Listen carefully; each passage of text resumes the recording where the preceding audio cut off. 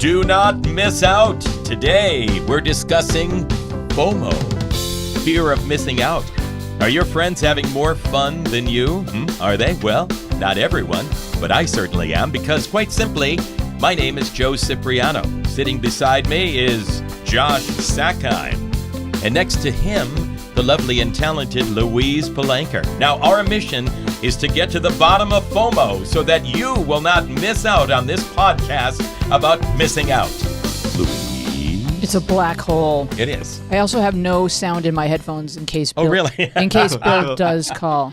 All right, let's start it again. Oh, no, we're live. Yes, Joe, we are exploring. Oh, there you go. Thank you, Lane. Yes, Joe, she said spontaneously. We are exploring FOMO, which is really just a catchy acronym for an emotion we used to call envy. Social media makes envy so much more available, and we cannot resist it, like the humans that we are. Somebody's coming in. Oh, why look, Bill's there's afraid of missing somebody out. in a car. Where are you at this moment? Where am I at this moment? Yes. I am on my way home from the Opry for a wonderful fish dinner. Wow. Nice. How's traffic? Can you hear? Yeah, we can hear you fine.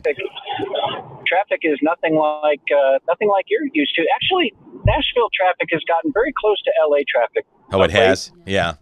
Yes, Really? we're becoming too popular and too many people are moving here. Everybody loves Nashville. Is there a song about Nashville traffic? Feels like there should be. Nashville Cats.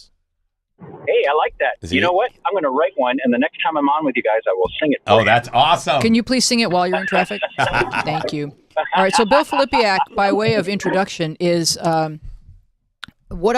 a writer, producer, creator, musician, and he now works at the Opry. Is that, do they still refer to it as the Grand Ole, or is it just the Opry?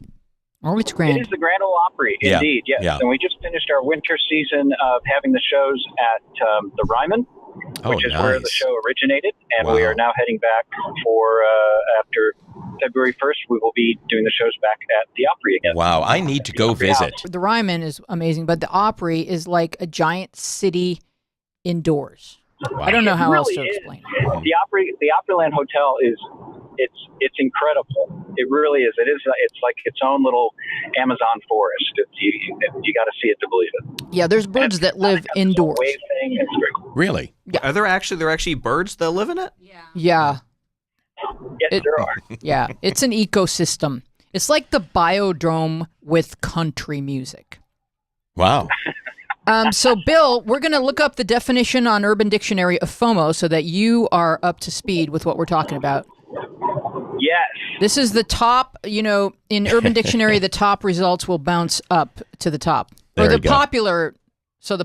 So go ahead and read that, will you, Josh? Oh, Go yeah. ahead, Josh. Talking about FOMO, which is a state of mental or emotional strain caused by the fear of missing out. There you go. So evolutionary biology, an omnipresent anxiety brought on by our cognitive ability to recognize potential opportunities. Here's it used in a sentence. The brothers had last slice FOMO as they stared at what was left of the pizza. So does that mean that they were each fearing that they would miss out? Last slice FOMO. Yeah. Yeah.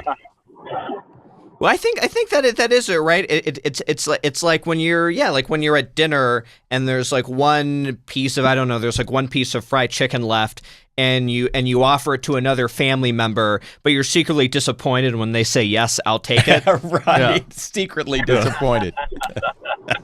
A form of social anxiety, a compulsive concern that one might miss an opportunity or a satisfying event, often aroused by posts seen on social media websites. Sure. Yeah. So I think that FOMO has always existed. It's just that now it's evidence that we are missing out is presented to our face 24/7. So that's kind of Omnipresent. like that has birthed the acronym. Mm-hmm.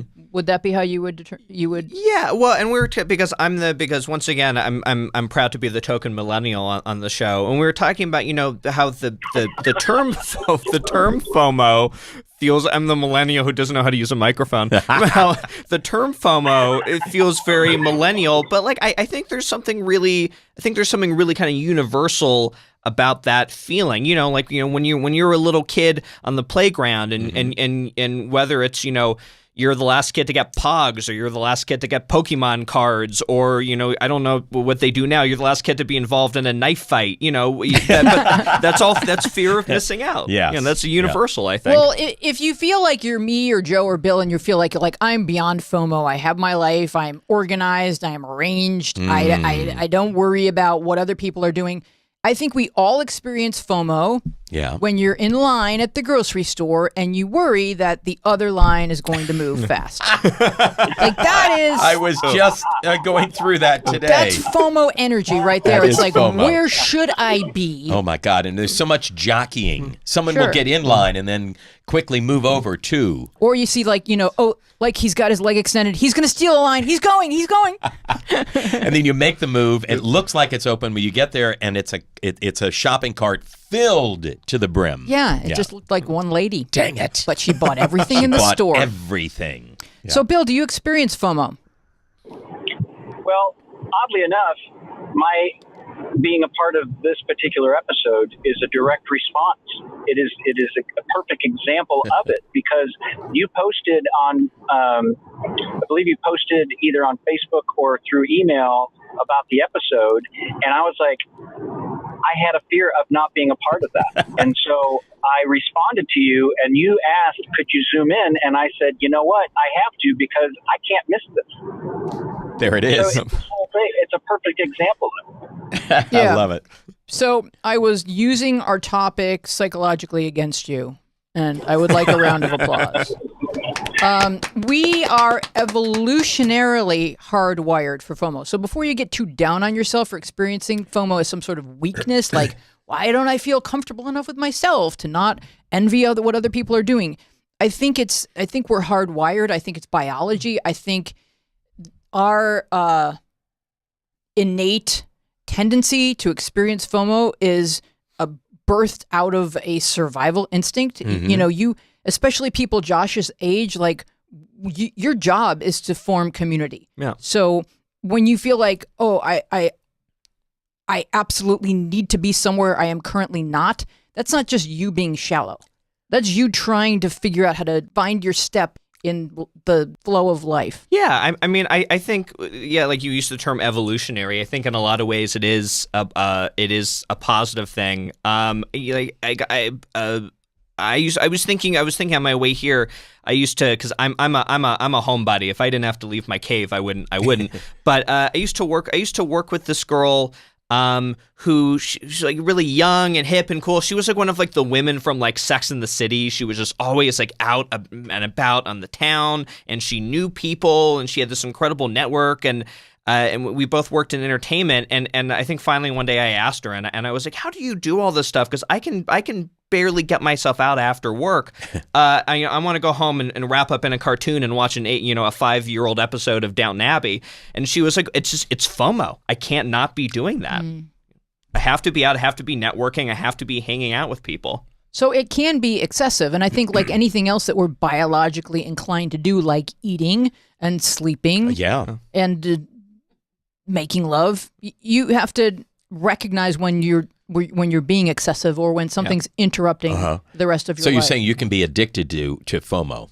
I think you can be addicted to FOMO. Yeah. You know, I think there's a healthy amount of it, because that's what gets your ass out of the house and at a podcast. And we know this is healthy living right now. But how do you contrast that with or is it, what does it do to you psychologically when you have the fear of missing out on something, but you just don't feel like making the trip out to the venue to see your friend play music, or, you know what I mean? I mean, you have the fear of missing it, but at the same time, you just can't overcome that. You know what I mean? Yeah. Well, that's because you're not 25.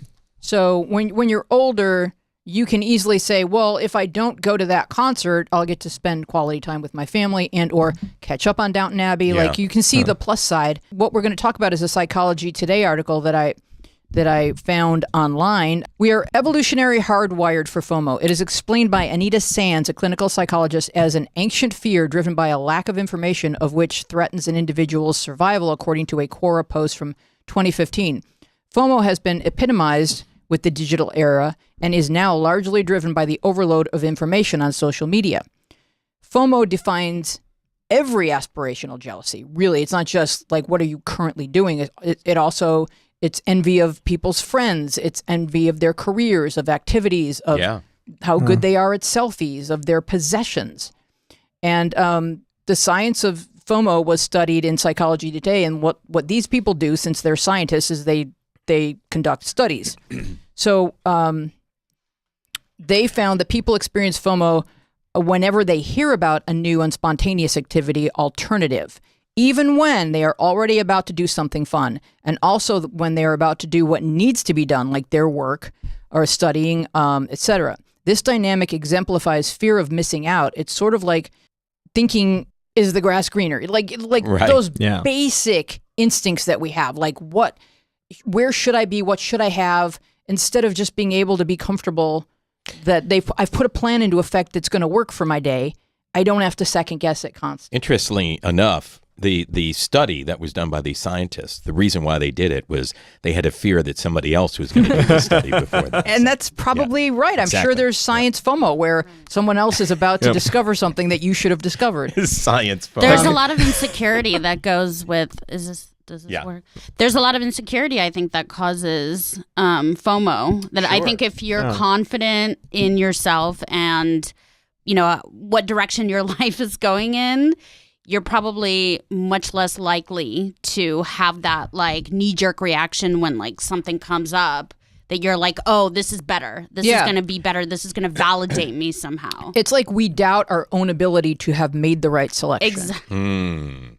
And there can be a healthy amount of that, or there can be an amount where you're no longer able to apply yourself with any degree of effectiveness because you're so distracted by what else you could have been doing. And I think it can be like in the moment or about a specific possession, or it can be a career thing. You know, like in stand-up comedy, for example, you know, you watch someone else get better laughs or get a career opportunity, and you're all doing the exact same thing. So it's easy to just not be able to enjoy it with them because you're thinking, what should I have been doing? Mm-hmm. Well, and I think it's also that, to speak to one of the points you just made, right? Isn't it also kind of that that aspect of social media where everyone kind of gets to curate their life? Absolutely. So you're only ever seeing the highlight reel, but you're still thinking, well, how come my highlight reel isn't their highlight reel? That's hilarious. I mean, that's from a personal experience. So I have a 7-year-old son, and before he was born, so like everyone knows, like when you have kids, it's a built-in excuse to not have to do anything that you don't want to do. Yeah. I have a so but before he was born, I had a very active social life, and I realized as I got older and I sort of became more of an more like a recluse than a social butterfly, that FOMO helped me keep up my appearance, because I knew that I was gonna want to, like, I was gonna have that urge to like go to this event, go to that event, because I couldn't resist the FOMO, and I knew that I wanted to look a certain way if I was going to be doing that. So that motivated you. Yeah. Yeah. So it motivated me to like go to the gym and like, you know, buy makeup and all that stuff. Put on clothes. Yeah, exactly. Yeah. Right. Yeah. So which brings us to the point that inciting FOMO in others is hard work. If you're going to be a social media person and you're going to have a feed that you curate, it can be a job. And so if you would, boys, click on the article by Priyanka Bansal on The Quint. The Quint. Yes. Yeah, see, we can talk about your feed, and then we can talk about stories, because I think Instagram has kind of eclipsed Snapchat in terms of they've really pumped a lot of time, money, and energy and brilliance into their stories.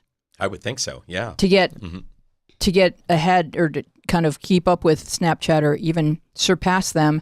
And so a lot of people are addicted to stories. And what I find to be kind of like a conundrum or confounding is that if you're scrolling through stories and it's making you feel unhappy, you have to know that the person who made the stories knew that somebody was going to be sitting at home scrolling through them. So you are essential in this person's unhappiness. Yes. Just in this circle of life. Like, right. We're all sometimes the audience and sometimes the performer, and it's okay to be either one in any moment. Right. Just another cog in the emotional machine. So what Priyanka wrote is that displaying your life on a feed that has to be carefully curated is a task, and God forbid we don't get a respectable number of likes. It's devastating. So like my friends, my Insta feed is, all right, who knows this word? Coffee, Kaafi, carefully curated. Oh. It has to be a perfect mix of landscapes, food, and your face. And you can click down on there. She's curating a perfect mix of the above. Now, I did not know that this was what was expected of me.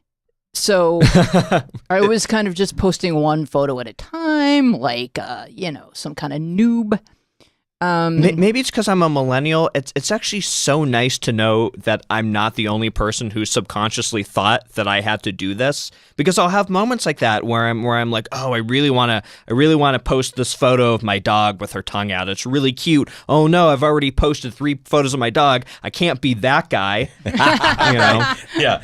I have 7 cats. So Kaafi, or if that's how you pronounce it, Kaafi, is modern usage to exaggerate or stress the action that follows. So that's what that person was talking about in their story. And so then she kind of went on to say that the idea of stories, at first she found it liberating because they only last for 24 hours, and you don't have to worry about the amount of likes. You just have to worry about like doing it every day. So all of a sudden we are content producers for free. Right. We're creating the content. Like Instagram doesn't have to like hire any production companies or buy like a season of True Detective. We're doing all the creative. Yeah. They're like, hey, we just we made something so enticing that you guys are going to be the entertainment. Right. Yeah. They have to figure out what those things are that are gonna keep us. Like yesterday, I posted like a bunch of stories for I posted a story for Tifo and other clients I work with. And I was like, you know what? I don't do my own stories. So I went and did like a story. And I spent like an hour picking like the right filter and like doing, oh, should I write something? And it was just like, is this my life? Is this who I've become? And the thing about stories for me is like, I'm going to put all that work into something that disappears. And it's gone. Yeah. I mean, you can archive it. I can watch episodes of I Love Lucy. Nobody... Imagine if someone had 24 hours tops on this Lucy thing. Everyone's moving on. Yeah. I don't know if this is the right time to ask about this, but what is the thinking? What is the difference between I'm going to do a story or if I'm just going to do a regular post on Instagram? Why does one select one over the other? Lane? Well, I think there's kind of something freeing about the stories, like Priyanka was saying, is it's kind of like a shitty millennial version of like Tibetan sand painting, where it's like a beautiful thing that's just like great, but it's like narcissistic. Yes, but it's also, I think it's, as soon as the wave comes in. For me, it's like a story is like what I'm doing now, and like a post is what I want to remember. So like a story will be like, oh, I'm like walking a dog, or like, oh, I'm, like at this club, and it's just like me pointing the camera. But then like the post is like, I got the perfect picture of me at that club, and I'm gonna like do that is so well explained. So like I love that. Yeah, the stories are just like as you're doing it, and then the posts are like, that's me. And mean, for girls, there's like the I don't know. I don't think guys use like the filters, like the bunny ears and the dog nose. They do more than you think. But it's very self-indulgent. So it's like you wouldn't take a photo with like bunny ears and like post it on Instagram to stay there forever. Yeah, right. Now, Bill, you have 7 daughters or 12. What? Yes. What do they tend to do? Do they tend to do stories or posts? Well, what was interesting when I was thinking about this was I was talking to Alex because one of my jobs at the Opry is coming up with new content for YouTube and for some new things that we're doing. And I was asking her, what is it that you're watching? Because the other side of this is the fact that I would love to do stories, but I really don't think my life is that interesting. So I'm like, what am I going to be posting this for? Bill, you work at the Opry. And you're broadcasting live from your car in Nashville. That's very interesting. Very interesting. I should totally be posting this. Yes, you should. My daughter said that the things that she's watching, she's like, I am totally addicted to this person's feed. I was like, well, what is it about them? You know, she's like, well, there's really nothing. There's nothing Wow.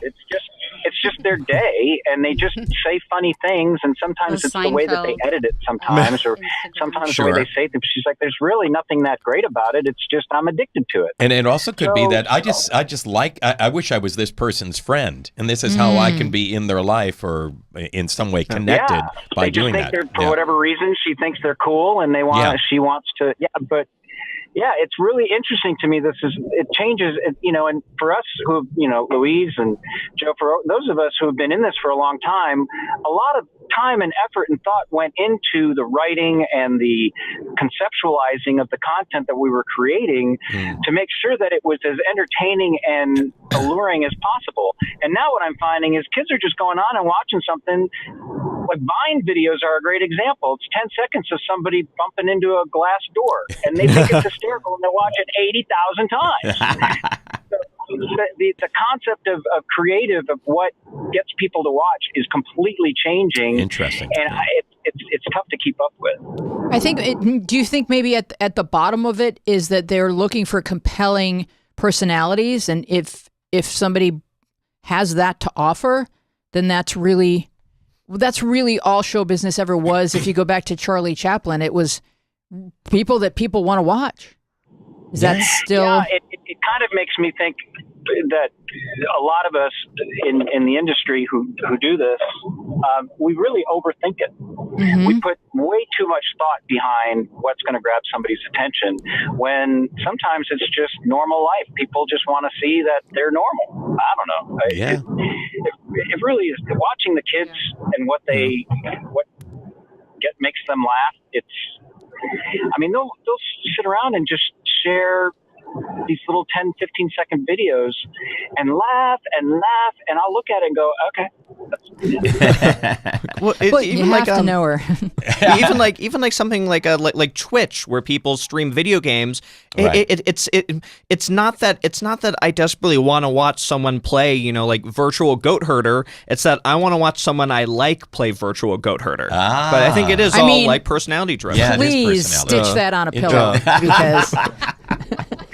You know, that's an interesting topic to discuss, because what blew my mind was when I caught my son constantly he was addicted to what was his name? He was a little kid that would like open packs of Pokemon cards.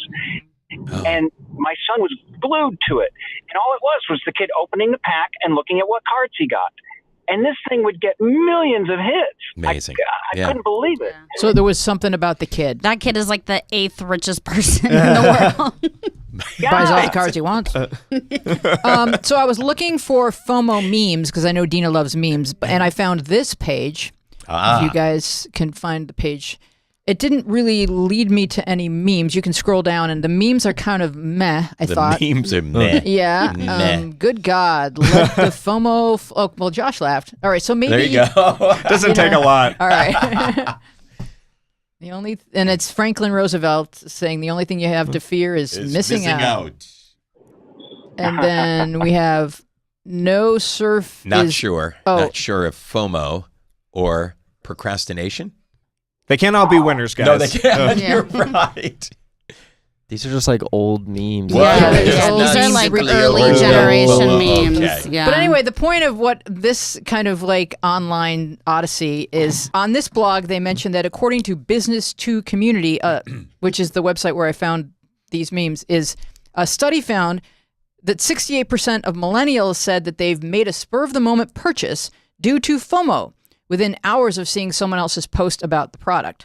So I Googled how brands are exploiting FOMO, and the results are deep and wide and disturbing. Wow. They will take what we consider to be something that must be managed and help us unmanage it, and in so doing, spend our money on their product. In other words, this is from the Duffy Agency.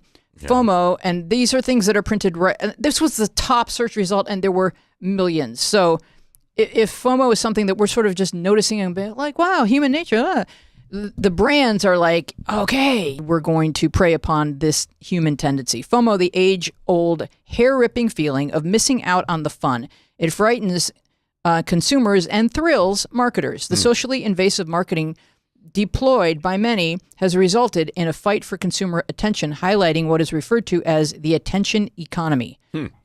FOMO marketing, a strategy aimed at activating anxieties and encouraging action. Wow. Love that. Wow. So consumer anxiety empowers, it says a ton, right? Consumer anxiety empowers marketers to capitalize on a call to action by triggering psychological stress. Consumers are encouraged to address their hesitancy or resistance and mobilize. So is this diabolical? A bit. Or is it just to be expected if you were to think about it deeply on a podcast, which is what we're doing? Yeah. And how do we deal with it? Like, do we even know that we've been at the mercy of it for years already? Well, it's just another way of doing what advertisers, marketing people have always done. I'm going all the way back to, the 1800s and having a billboard up on the side of a brick building that says Coke or, drink Coke. I mean, it's just a new way of getting people to buy products. Well, what's so scary about this is because, like Louise said, Web 2.0, it's user-generated content, right? So part of FOMO, when you see something cool and I'm responsible for this, so everybody's got to come up with content for their feeds, right? Especially for Instagram, like visual content. So you see something cool and you think, I'm going to buy this and it's going to be a great post on my Instagram. Wow, yeah. Oh, okay. So if I had these sneakers, I would take a picture of my sneakers and then I'd be awesome. Right. Yeah. I already know like the caption. Well, I mean, like Joe's right. I think that FOMO has always been weaponized. Even before the internet, there'd be like a billboard of some guy with a clean shave surrounded by girls. And it would be like, if you want this many girls touching your face, then this is what you're going to need to do. Mm-hmm.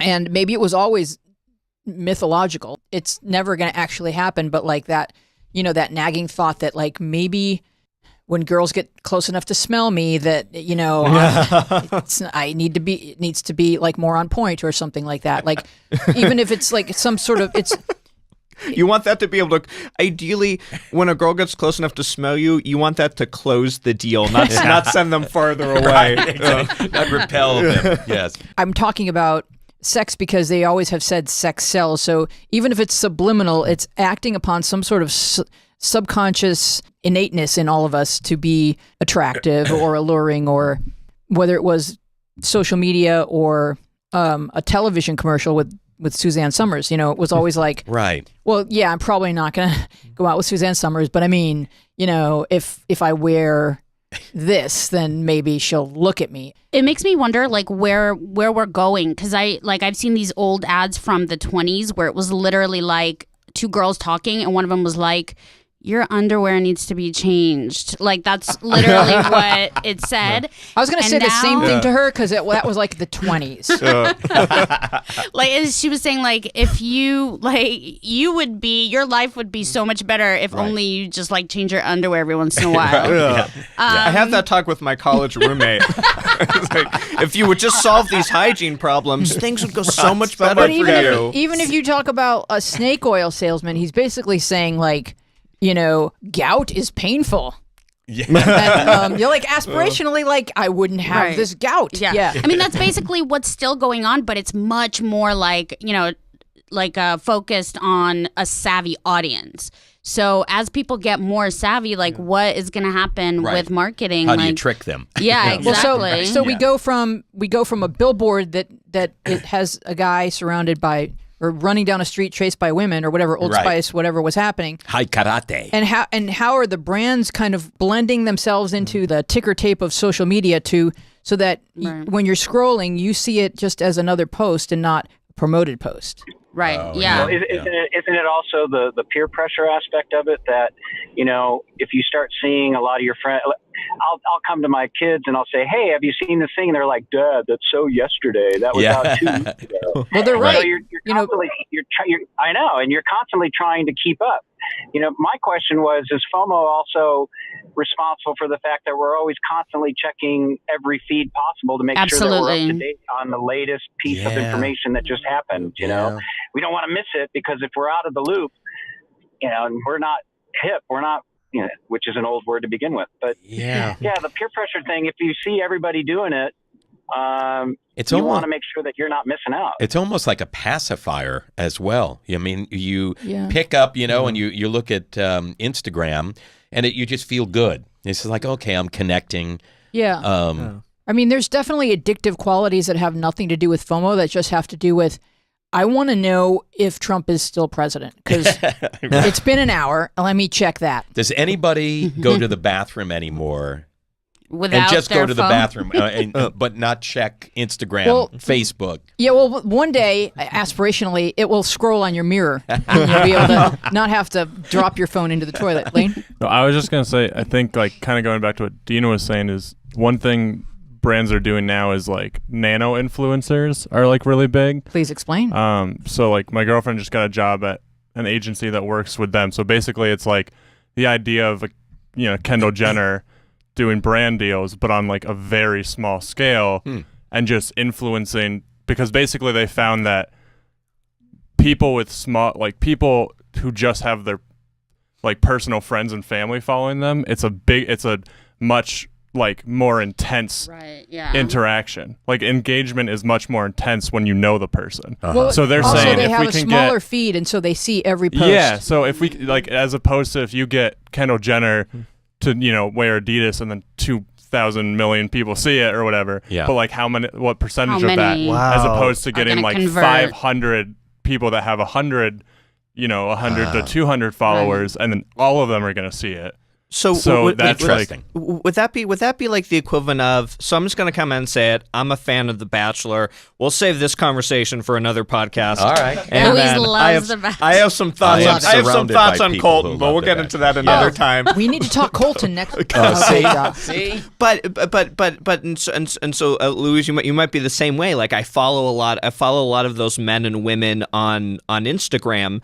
And I don't choose to be aware that they're actually real. They're actually No, so no, I don't. I just watch. They're like sexy Muppets. Once the camera stops rolling, someone's hand isn't in them. It would terrify me to hear their actual. That's hilarious. I love that. But I'm wondering, is it kind of like that? Because all these people will be on Instagram, and instead of like a Kylie or Kendall Jenner who has like millions of Instagram followers and can't interact with them, you have I think a lot of these companies will say, okay, we need to sell hair care vitamins, and so instead of getting like Kendall Jenner to promote the hair care vitamins, we're going to instead pay 15, 20 people who are on The Bachelorette, and each of those people have 300,000 Instagram followers, and they can actually interact with the people that follow them when they post about their hair care vitamins or whatever. Yeah. So are you following the feuding beauty queens?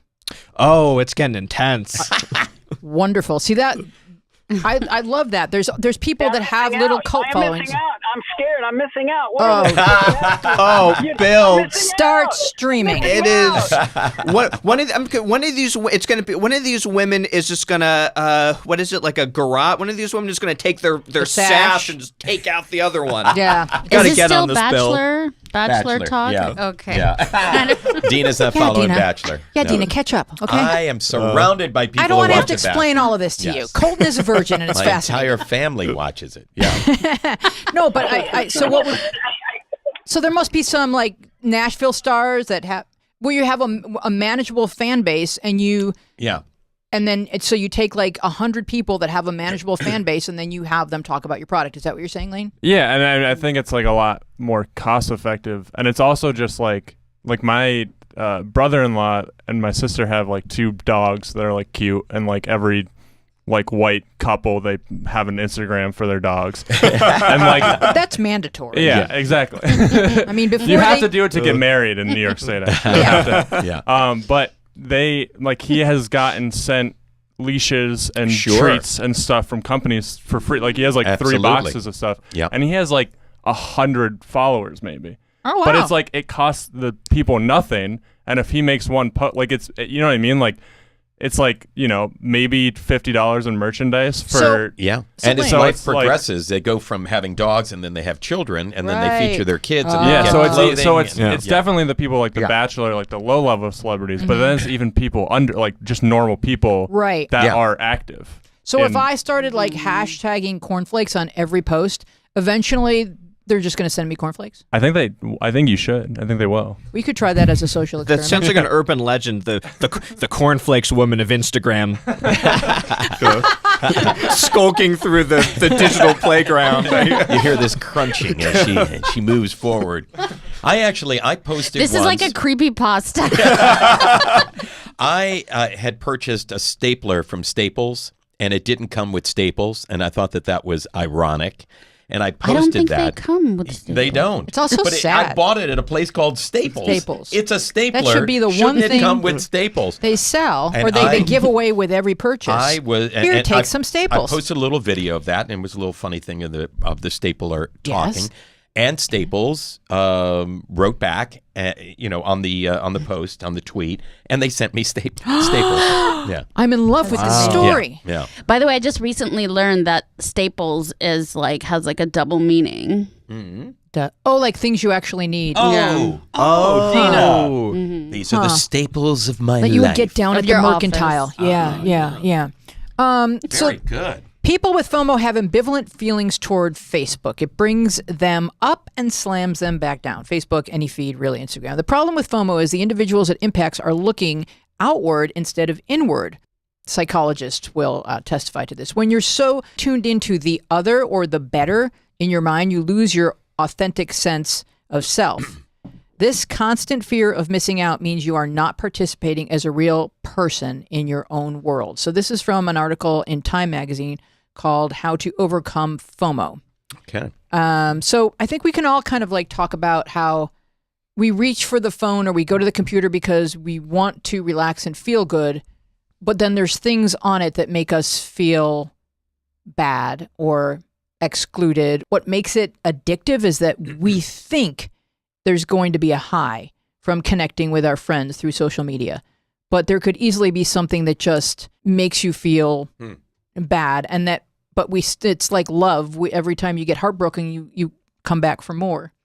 And so, go ahead, Bill. I'll give you an example of that with the kids, especially on Instagram. If they find out that there's a party that they weren't invited to through their Instagram feed, that is devastating. Right. We never had to deal with that. True. Fun, and then they realize, oh my God, I wasn't even invited. Yeah. Yeah. Like I was talking to Josh and David before the show, and I said that like when we were growing up, FOMO happened in past tense. It was you would find out later that there was something that you should have been at. Right, at school the next day or whatever. Yeah, and it could be that you were socially excluded, or it could be that your favorite artist came to town and you were unaware, like that feeling of, oh, I was supposed to be there.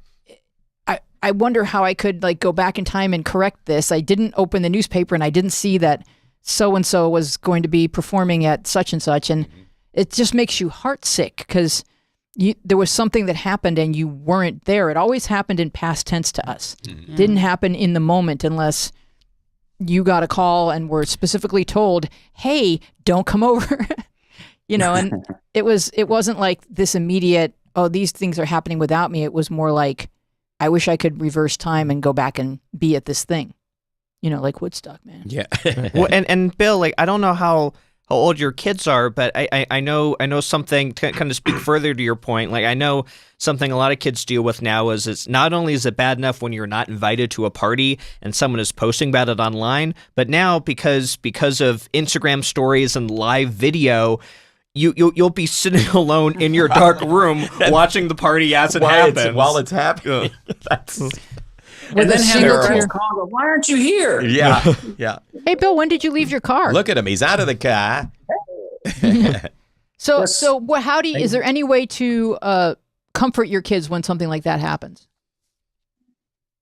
Man, that is a loaded question. I think there are things that happen when they're teens that all you can do is just be there for support. Maybe because I've tried at times to take them out and, well, let's go do something. I don't want to. Yeah. And they're crying and sad. And it's just part of what sucks about society is, there are those moments where people are mean or you're left out. And it's a matter of building them up ahead of time where they can handle it. Huh?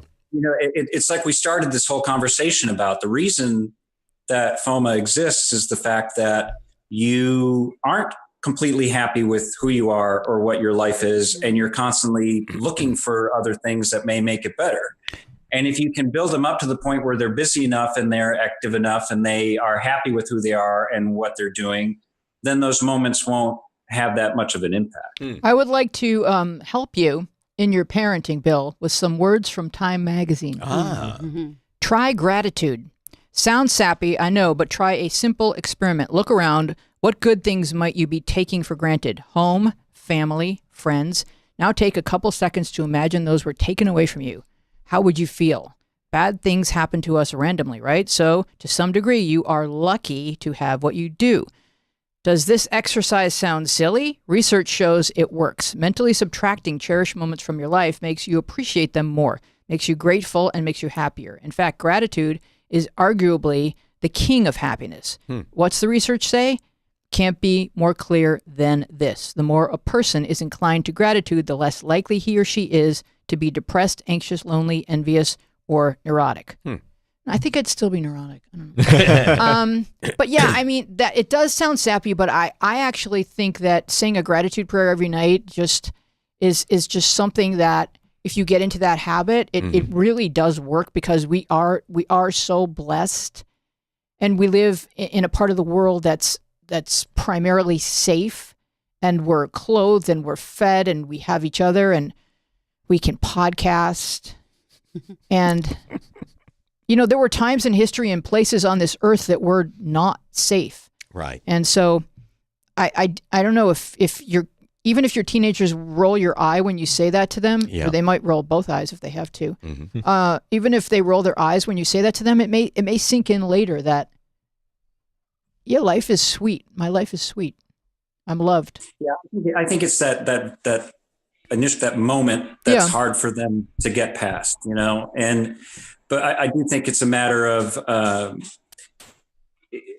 it's not just that moment. It's trying to teach them so that when those moments do happen, it doesn't have the impact that it might, that they are already grateful the time that they get to that point and they feel good about themselves to the point where they're like, well, you know what? So what, I'm missing it. I get to see it, online or whatever.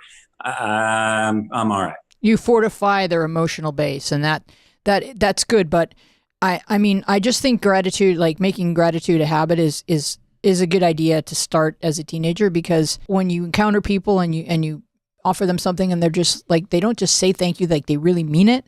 I think those are happier people. Like you can feel that they feel the blessings in their life, and it makes you less likely to notice what you don't have. And sometimes parents will be like, if your kid is sad because she wasn't invited to a party, and the parents were like, well, when I was a kid, we walked uphill in both directions, and you're like, I don't care. But if you say to your kid, like, your family loves you, like you don't tell them what you didn't have, you tell them what they do have. Yeah. Very good. You raised children, Joe. I did. I don't know what happened to them. They seem fine. They seem fine. I think they're all right. I see them on my feed. Yeah. Well, of course. That's how I get to connect with them. Yeah. No, not at all. But yeah, what you're saying, it makes a lot of sense. And it's sometimes very difficult to impress that upon your kids, because it does start with that kind of eye roll and really, but it does take a little while for it to, seep in, and maybe after the conversation and they're alone in the room or whatever it is, or it could be, months later. It does start to, that realization does start to come to the forefront. Yeah, they just need to feel, I think kids just need to feel their parents, love and care about them, and can sort of, just the fact that you're trying to protect them from the cruel world. Because I think that being excluded as like a child and a teenager, it's sowing the seeds of like adult onset FOMO or like adult FOMO. So, you get older and you start to think like, okay, I have to do all these things because like, remember how bad I felt when I wasn't included in these things, in my youth, and it made me feel like not good about myself. So I'll feel better. I'll have like a better self-image if only like I just go to these things that now I have like access to. But it's not, it's not going to come from external. Doesn't it also go to the thought of limiting screen time and those opportunities for that kind of thing to happen, keep them busy, have them involved in things that I think even for adults, the more that we're on it, I mean, I'm guilty of it. The more that we're on it and we expose ourselves to those things that make us look at our lives differently, if we can limit ourselves and limit our kids to that, there may be something to that. There's something in the actual device itself that is that to me is like a metaphor for this whole thing. It's like you could have your beautiful family around you and have your nose buried in your feed. Yeah. And you're not experiencing the thing that's a gift in your life because you're afraid you're missing out on someone else's life online. Interesting. Yeah. I mean, I think it would benefit all of us to spend a little less time on our feeds on Facebook. Preferably, I like to limit my Facebook time to roughly between 4 to 5 p.m. On Tuesdays. You're a very specific person. Yeah, good. Generally, when my favorite podcast is on the air. There it is. I see where you're going. Okay, I think it took a little while, but we got it. All right, let's go to Facebook feed time. No, I loved it. Facebook feed time is out of the park. Is from your mother, Josh. Yeah, mother. I didn't have to look on my feed for very long before I saw this. I've seen that many times. So yes. Leslie posted a bumper sticker. Hopefully she wasn't the driver when she took the photograph. It says, this is the last thing she ever saw before she crashed into this car. It's a bumper sticker that says, any functioning adult, 2020. 2020. Yeah. Yes. This is the 2020 version of what the 2016 sticker was, which was like a meteorite hurtling towards the earth. And then we have what's Twitter trending. Aha. And I scrolled through the trends just to find a fun one for today, and I found hashtag this is your pilot speaking and. This is your pilot speaking. So from Steve Redmond, who wants to read this one? I just wanted to assure you, ladies and gentlemen, that the rolling feeling you're experiencing isn't your hangover. It's mine. There were a lot of these about drunk pilots. Yeah, so I thought, well, just one will suffice. And then I like it when the brands get into the game, and this is Dina's favorite area to explore. From Southwest Airlines. Yes. I'd like to know which one of you thought it was a good idea to eat a tuna sandwich on board. Now, here's what I want to know, because I did have somebody tell me while I was eating a tuna sandwich on board in a middle seat she was allergic You actually to did that? I did. Well, here's the thing. They What sell. We don't know. We don't know the situation. We don't know the circumstances. Wait. Don't lash out They yet. sell tuna sandwiches in airports. So really? Do they? They do. They do. Are you but supposed to eat I would it in argue the airport? that it's intended to be eaten prior to boarding I did the not plane. know that this was a fashion faux pas. It says it right there on the label. They shouldn't sell that. That shouldn't even be allowed to be sold in the airport. There should be no. Right? God. Yeah. I mean, they sell guns. Right. That's not a good. That's not a good excuse. They sell guns at the airport? Yes. Oh my gosh. So Duty free. Am I the last one to find out that it's rude to eat a tuna sandwich on a plane, and that everyone else knew this? Well, just put yourself in the situation of being someone who's sitting next to someone eating a tuna sandwich, and you are not imbibing in the. I would liken it to like putting like nail polish on and stuff, because I've been there too. Or taking it off. Yeah, I like barely eat on a plane if I'm next to people like I don't know. I feel like horrible. Even just eating like whatever they give you, like the pretzels and shit. I just like you feel bad. Eating I don't on know. A plane? Just because like if people are sleeping, I'm like chewing. I don't know. I'm just like but you I eat would popcorn hate at the movies. movies. I know, but when I'm trying to sleep and they're doing that, I know in my mind I'm like, really, that's interesting. Honestly, like I go out of my way. I'm not going to eat tuna at the movies, but I'm on a plane for 8 hours. It's kind of like the modern equivalent of a Horcrux. It's like you're keeping a part of yourself alive in the plane, whether it's like tuna or passing gas. It's just for that 6+ hours. There's a part of you living with everyone else. Right. There Exactly. you go. Yeah. Yes. Right. Like I didn't bring my baby on a plane. I never took Ryder on a plane before he was like 5. I wouldn't eat tuna on the plane, and I would do that stuff basically Can I anywhere eat else. tuna next to a baby? Yes. Yes, if you share. They cancel yes, each Well, other. exactly. I'm not going to do it again. I learned my lesson because Okay, she so what happened? literally said to me, I'm allergic to tuna, which is not a thing. No, that's not a thing. But I still threw it away because I didn't want to bother anybody. Wow. But it's like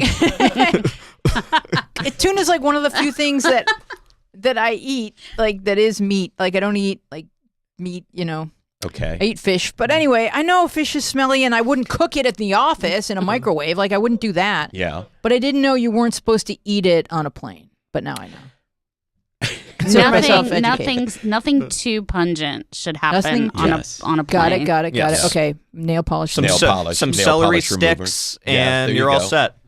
That's why they give Celery you the sticks peanuts and a because they're nice very hummus. Right. Yeah. self-contained. Yeah. All right, and from the voice of reason, Joe, would you? I would love to hear Joe read this tweet from the voice of reason. Is this from another the pilot. This is another Hashtag pilot. And your pilot. Ladies and gentlemen, I just wanted you to know I'm doing the Bird Box Challenge.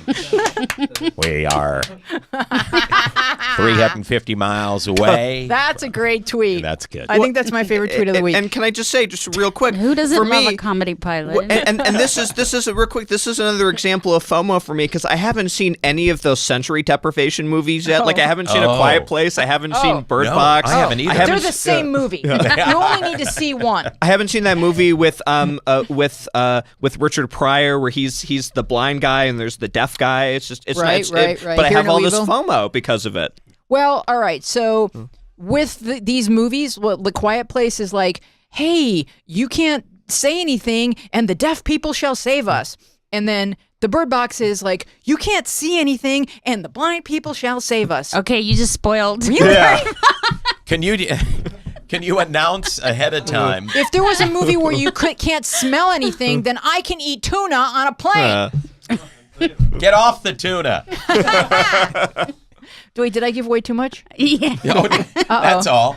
You're supposed to put a warning ahead of time Right, before you do that. You know what? We'll fix it in post. We'll fix it in post. I'm Oh, sorry. we're live. Like, Yeah. you'll still enjoy the movie. Sandra Yes. Bullock is amazing. She's amazing. She dies in the end. Anything No.